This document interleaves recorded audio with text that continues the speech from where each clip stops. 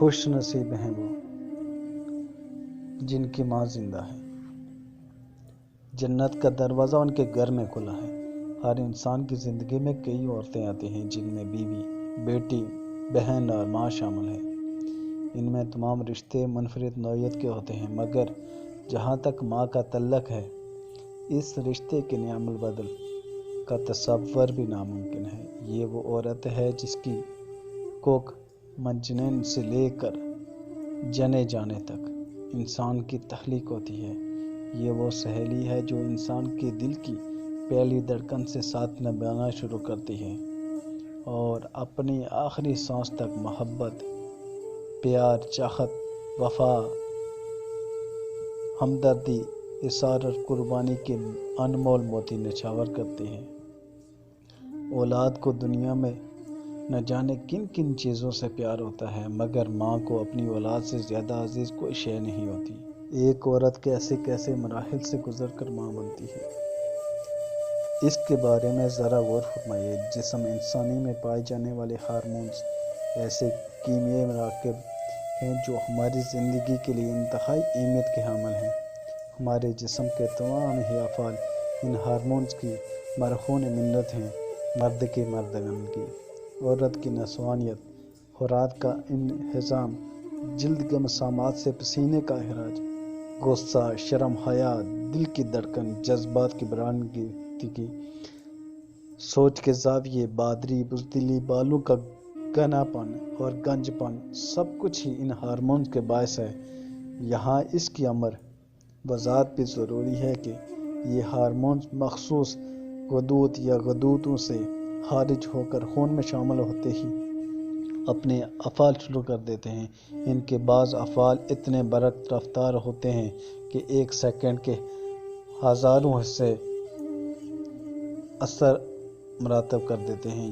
یہی نہیں بلکہ ان ہارمون میں یعنی خون میں جب کسی ایک ہارمون کی سطح خاص حد تک پہنچ جاتی ہے تو دوسرا ہارمون خارج ہونا شروع ہو جاتا ہے۔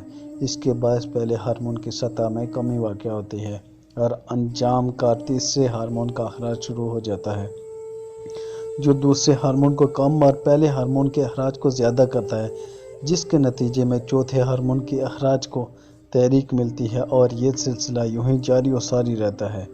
جب رحم مادر قرار پانے والے حمل کے باعث ایک روح جنین کی شکل میں تخلیق مدارج طے کرنا شروع کرتی ہے تو ماں کے جسم میں ہارمونز خاص قسم کے افعال انجام دینے کے لیے سرگرم ہو جاتے ہیں جو عام حالات سے بالکل مختلف ہوتے ہیں۔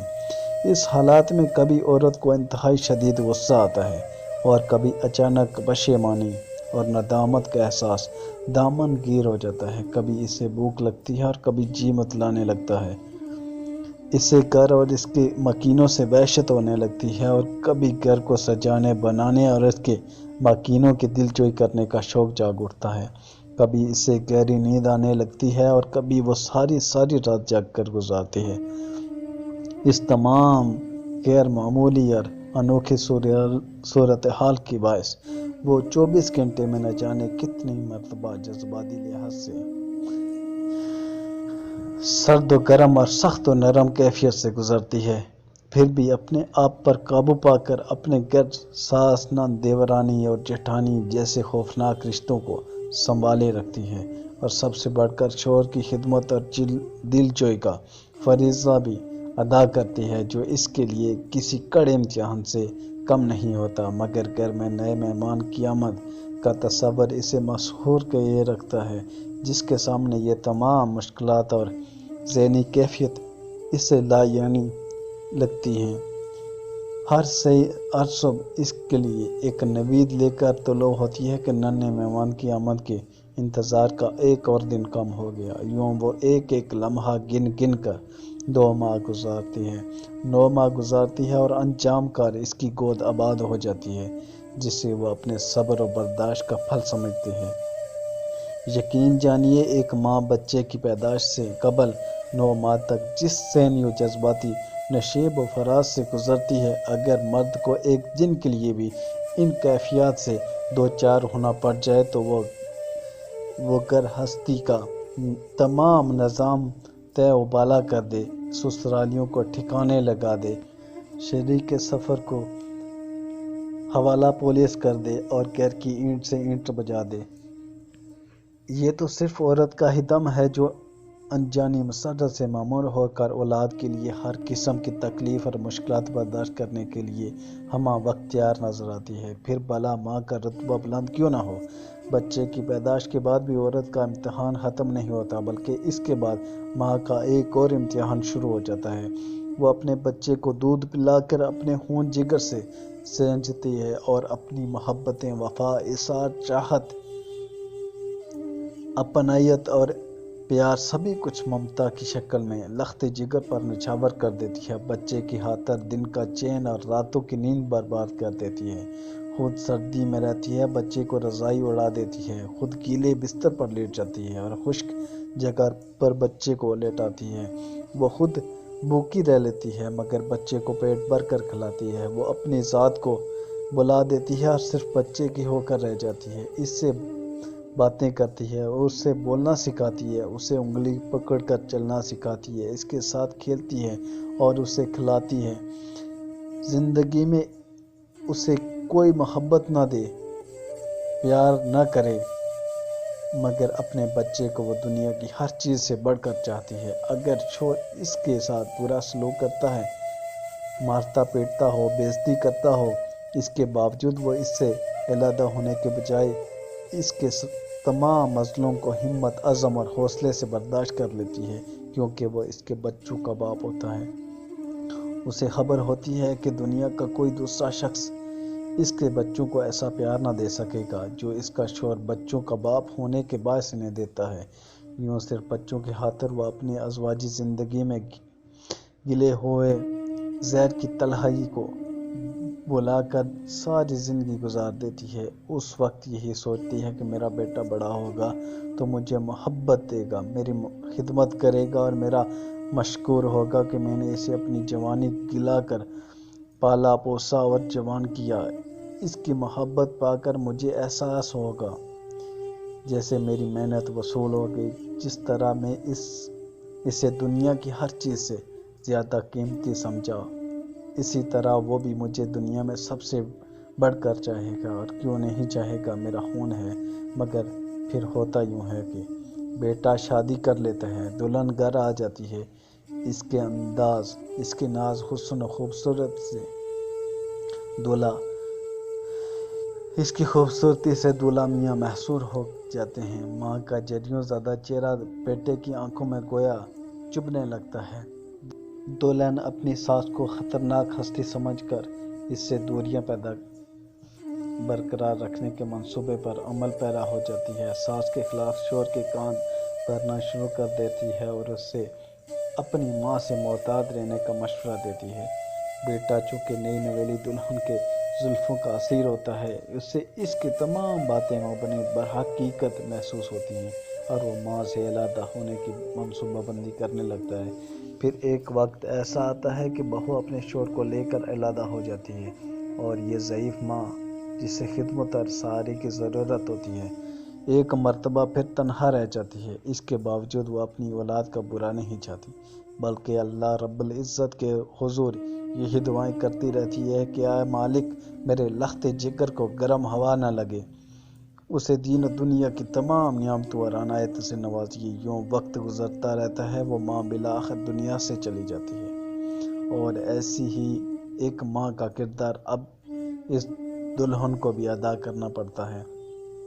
اکثر ایسا ہوتا ہے کہ ماں کے انتقال کے بعد ہی اولاد کو احساس ہوتا ہے کہ اس نے ماں کی خدمت کا حق ادا نہیں کیا، اس کو وہ مقام نہیں دیا جس کی وہ حقدار تھی، اس سے دعائیں نہیں لی، مگر اس وقت پچھتانے سے کیا فائدہ جب چڑیاں سارا کھیت ہی چگ گئی۔ حقیقت یہ ہے کہ ماں کی ہستی ایک صاحبہ کی طرح سر پر سایہ فگن رہتی ہے اور زمین کی دھوپ سے محفوظ رکھتی ہے۔ اس کا احساس اس وقت ہوتا ہے جب یہ صاحبہ یا چھت سر سے چھن جاتی ہے، پھر انسان خود کو زندگی کے لک و دک صحرا میں تنہا محسوس کرتا ہے، جہاں وہ صدائیں دیتا ہے مگر سننے والا کوئی نہیں ہوتا۔ وہ ہمدردی کے لیے پکارتا ہے مگر کسی کے پاس دو میٹھے بول بولنے کے لیے وقت نہیں ہوتا۔ پھر اسے ماں یاد آتی ہے جو سردیوں کی راتوں کو اٹھ اٹھ کر دیکھتی تھی کہ میرا بچہ کہیں سردی سے سکڑ تو نہیں رہا۔ اسے ماں یاد آتی ہے جب بچے کی تیوری پر بل دیکھ کر پریشان ہو جاتی تھی اور اس کی پریشانی کا دعویٰ کرنے کے لیے کمر بستہ ہو جاتی تھی۔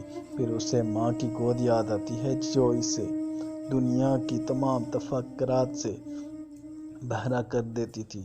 پھر اسے وہ ماں یاد آتی ہے جس کی نظریں گھر سے نکلتے وقت پیچھا کرتی تھیں اور زبان دعائیں دیتی تھی کہ اللہ کریم تجھے ہر امتحان میں کامیاب کرے۔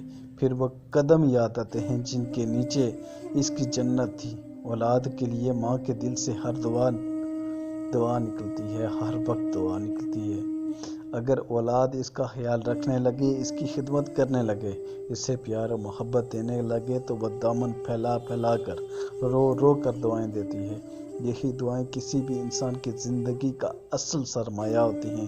ماں کی دعائیں ان ٹریول چیک کی طرح ہوتی ہے جنہیں کہیں بھی اور کسی بھی وقت کیش کرایا جا سکتا ہے، اور ان ٹریول چیک کی رقم والدین کی خدمت سے بڑھتی جاتی ہے۔ جتنی خدمت زیادہ کی جاتی ہے، ان چیکس کی مالیت اتنی زیادہ ہوتی جاتی ہے۔ دیکھا جائے تو ماں کی خدمت اور اس کے بدلے میں ملنے والی دعائیں ایک تجارت ہے، اور تجارت کا یہ حصول ہے کہ جتنا گڑ ڈالو اتنا ہی میٹھا، جتنی سرمایہ کاری کریں گے اتنا ہی منافع حاصل ہوگا۔ مگر جہاں تک ماں کا تعلق ہے تو یہ ایسی تاجر ہے جو تجارت کے تمام اصول و ضوابط کو تج دیتی ہے۔ اس کی تجارت کے حصول خود ساختہ ہوتے ہیں۔ ماں ایسی تجارت ہوتی ہے کہ اولاد اگر ایک پیسے کی خدمت کرے تو وہ 1,00,000 کی دعائیں دے ڈالتی ہے۔ وہ اپنا نفع نہیں سوچتی بلکہ صرف اولاد کا نفع اس کے پیش نظر ہوتا ہے۔ اگر اسے خبر ہو جائے کہ اپنا سب کچھ لوٹا کر اس کی اولاد کو کچھ فائدہ حاصل ہو جائے گا تو وہ یہ خسارہ ہنستے مسکراتے برداشت کر لیتی ہے۔ ماں وہ ہستی ہے جو اولاد سے ہنسی خوشی دھوکہ بھی کھا لیتی ہے۔ وہ اپنے بچوں کی نیت پر شک نہیں کرتی۔ اگر اولاد اس کے ساتھ برا سلوک کر بیٹھے تو وہ اسے بچوں کا نہیں بلکہ اپنی تربیت کا سقم سمجھتی ہے۔ پھر جب اس سے اولاد معافی مانگتی ہے تو وہ دل کی گہرائیوں سے انہیں اسی طرح معاف کر دیتی ہے کہ جیسے کبھی کچھ ہوا ہی نہیں ہو۔ اب ذرا سوچئے کہ یہ تو ماں ہے، کہیں اللہ کریم خالق مالک کائنات جو اپنے بندے سے ماں سے کہیں زیادہ محبت کرتا ہے، بندے کے لیے اس کی رحمت کا کیا حال ہوگا۔ اس میں کوئی شک نہیں کہ ماں اللہ کریم کی جانب سے انسان کو عطا کیا جانے والا بے مثال تحفہ ہے۔ اس کے قدموں تلے جنت ہے۔ جن کی ماں زندہ ہے وہ خوش نصیب ہیں، کیونکہ جنت کا دروازہ ان کے گھر میں کھلا ہے۔ اور کچھ لوگ ایسے بھی ہیں کہ جن کی مائیں اس دنیا سے چلی جا چکی ہیں۔ ماں باپ کی دعائیں اولاد کے لیے صرف دنیا میں ہی مصائب و آلام کے آگے ڈال نہیں بنتی بلکہ آخرت میں بھی نجات کا باعث ہوتی ہیں۔ ماں کے احساسات و جذبات کی خوبصورت عکاسی کرنے والا ایک شعر نظر ہے: ایک مدت سے میری ماں نہیں سوئی تابش، ایک مدت سے میری ماں نہیں سوئی تابش، میں نے ایک بار کہا تھا مجھے ڈر لگتا ہے۔ اللہ پاک سب کے والدین کو سلامت رکھے اور توفیق دے ان کی اولادوں کو کہ وہ اپنے والدین کے فرمانبردار ہوں اور اپنے والدین کی بڑھاپے میں خدمت کر سکیں۔